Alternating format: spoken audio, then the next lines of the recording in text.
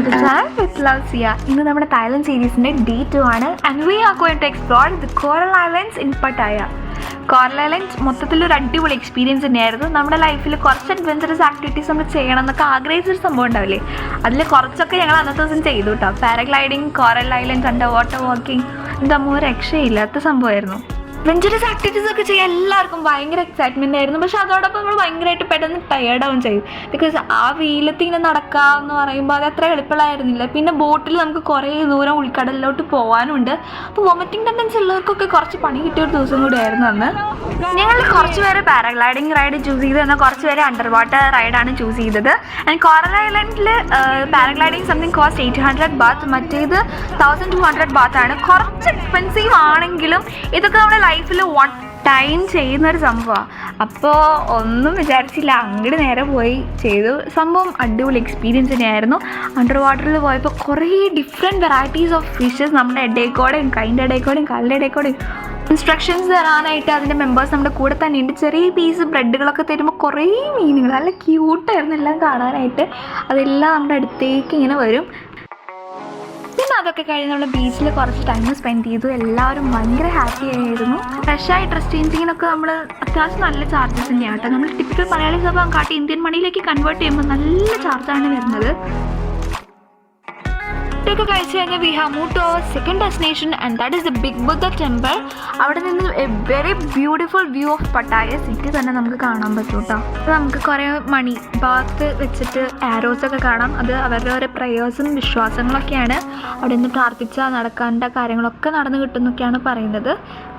ഈ സ്റ്റെയേഴ്സിൽ ശരിക്കും സ്നേക്കിൻ്റെ രൂപത്തിലാണ് അതിൻ്റെ ബോത്ത് സൈഡ്സ് അറേഞ്ച് ചെയ്തേക്കുന്നത്. അത് അവിടുത്തെ ഒരു സ്പെഷ്യാലിറ്റി തന്നെയാണ്. പിന്നെ ഇവിടെ നിന്ന് നോക്കുകയാണെങ്കിൽ വെരി ബ്യൂട്ടിഫുൾ വ്യൂ തന്നെയാണ്. ശരിക്കും പട്ടായ സിറ്റി, ആ കോറൽ ഐലൻഡിൻ്റെ ഭാഗവും അതുപോലെ തന്നെ ബിൽഡിങ്സും ഒക്കെ നമുക്ക് ഇവിടെ നിന്ന് കാണാൻ പറ്റും.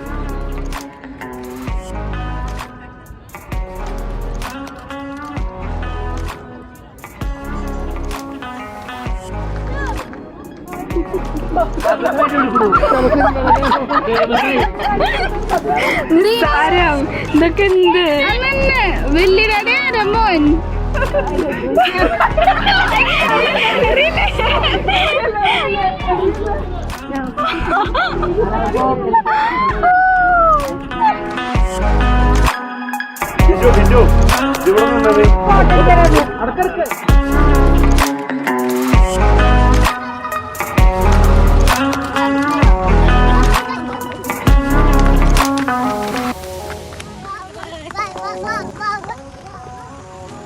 Beware motorcycle. Yo. Are you fine?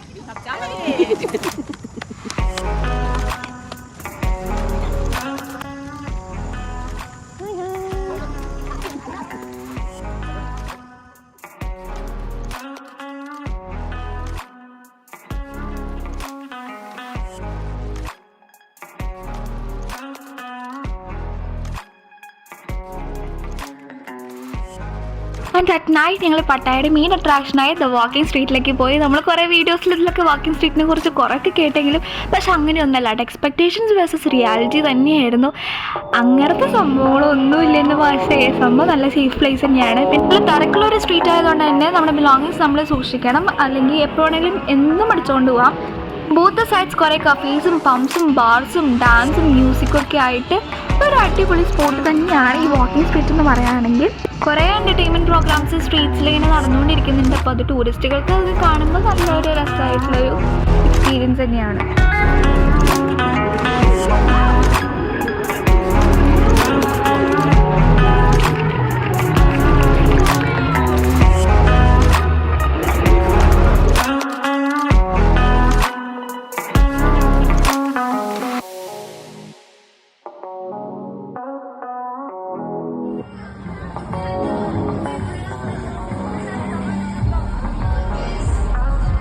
So that's all for today. If you like my channel, please like, comment, share and subscribe.